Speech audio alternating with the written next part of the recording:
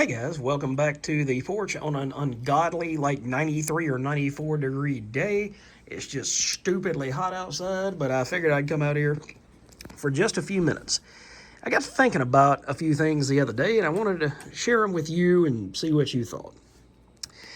I was listening to another YouTuber talk about existentialism and how when you're a kid, you don't really think big. I mean, you do think big, okay? So when you're a kid, you get told you can be an astronaut, you can be Johnny Rockets, you can be, Fantastic Four, reading Sue Storm, you can be anything you want to be. And that's what your mom and dad, or your mom and dad, or whoever it was, grandma, grandpa, told you that you could reach out and be anybody that you wanted to be. So as a child, you're watching cartoons, they tell you, hey, go reach for the stars. Go be the best that you can be. Be the biggest and brightest and burn the biggest and brightest of anybody that's out there. Okay?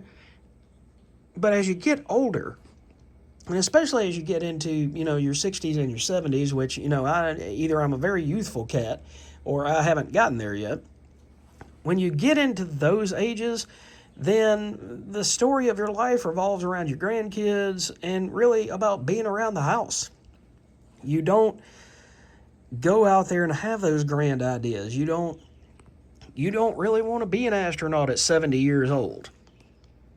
Because what if you forget your lung pills? What if you forget your aspirin? What if you forget your Aleve and your knees start bothering you? So the point I'm trying to make is I kind of feel like sometimes the House of Ideas, DC, Image, even the indies have started thinking smaller rather than larger. Okay? And I read a book that I'm going to talk about here shortly. It's Minotaur from Ignition Press. And I've really enjoyed most of the Ignition Press books that I've read. But after watching that video and then reading that book back to back, it kind of gave me not a negative worldview of that particular book, but it didn't really strike me as,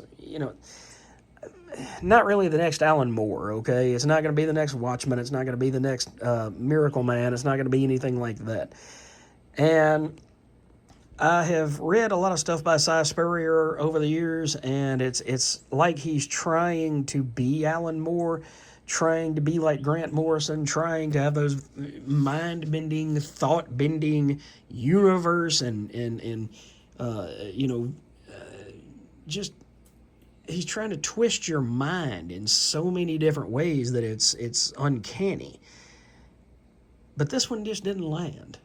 And like I said, that's another thought for another video. But the point of that is Minotaur is kind of talking about some of these bigger issues and singularities and superintelligence. How does everything fit into everything else? Is the world a big giant Lego kit and we're all just missing some pieces? Or we all add some to that giant Lego set? I don't know. But like I said, I wanted to sit out here for a few minutes and get your opinion on, has the comics world kind of shrunk? Are we not thinking about things as deeply anymore? And I've heard other comic YouTubers, other comic reviewers on other formats come out and say that if you go buy a comic book from, let's say you go buy like Amazing Spider-Man 254, okay? 1984, I believe, maybe 1985 we've crept into. And you read that story, and I want to say 285 had Puma in it, if I'm right. And, 250, 254 and 255, I think they had Puma in it. Those books take a little while to read because they're denser. They're not as for a long time, I didn't really believe that whole thing about people talking about Bendis and other writers decompressing stories and dragging them out and things like that.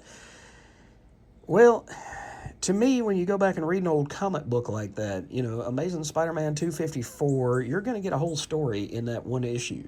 Now, Is it going to lead into whatever is going to be the catalyst for 255? Yes, it will.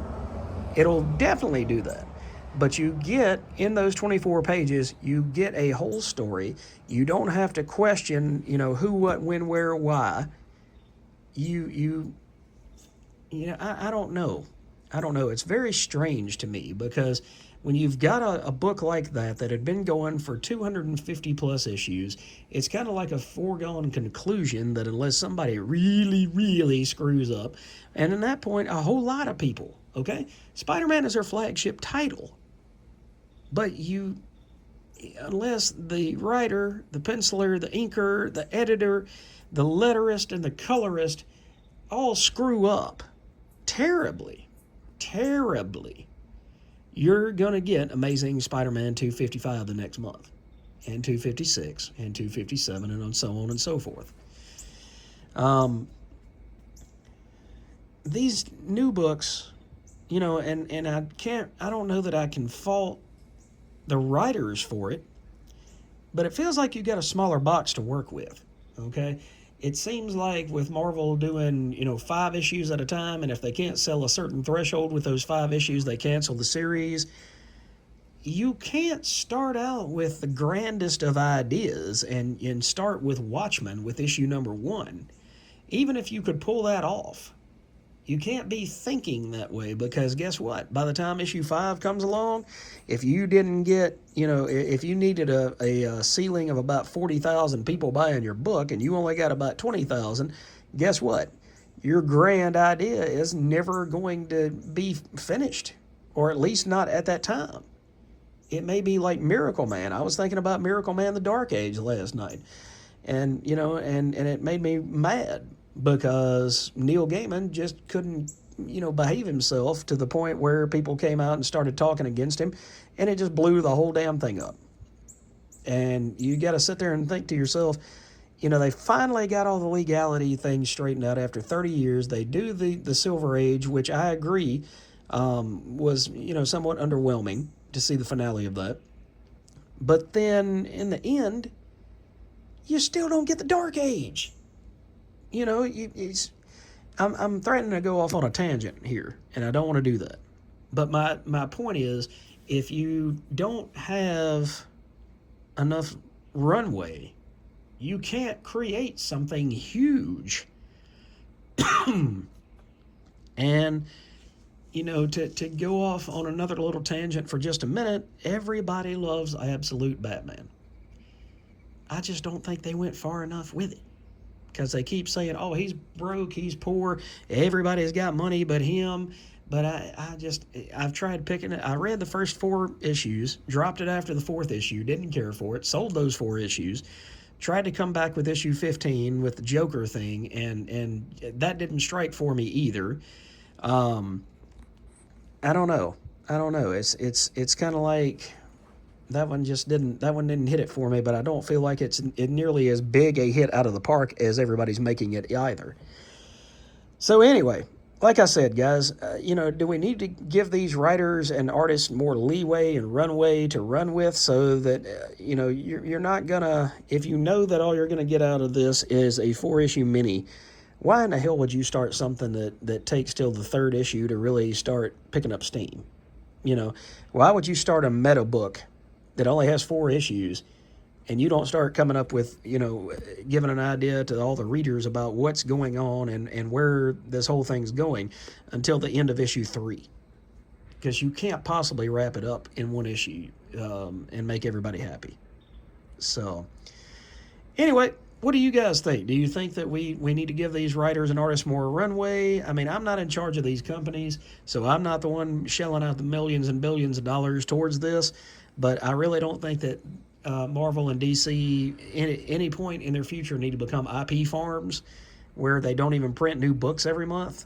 I don't think that would help the industry. I don't think that would help the characters. I don't want Spider-Man to just become somebody who's on a kid's backpack. I want that kid to be able to go to the store and buy the newest, Spider-Man 1057. So that he can, or she can have an idea about what's going on in this character's life. Because if Disney and the mouse just decide that Marvel is nothing but an IP farm and Warner Brothers does the same thing, then eventually, like I said, all we're going to see is Spider-Man backpacks, notebooks, pencils, coloring pads, and that sort of thing. But there will be no context behind who Peter Parker really was. And I say was because they won't be printing new comics at that point. So anyway, guys, just some thoughts. Let me know what you think about my, deep thoughts with Jack Handy episode today, and I will catch you guys on the flip side.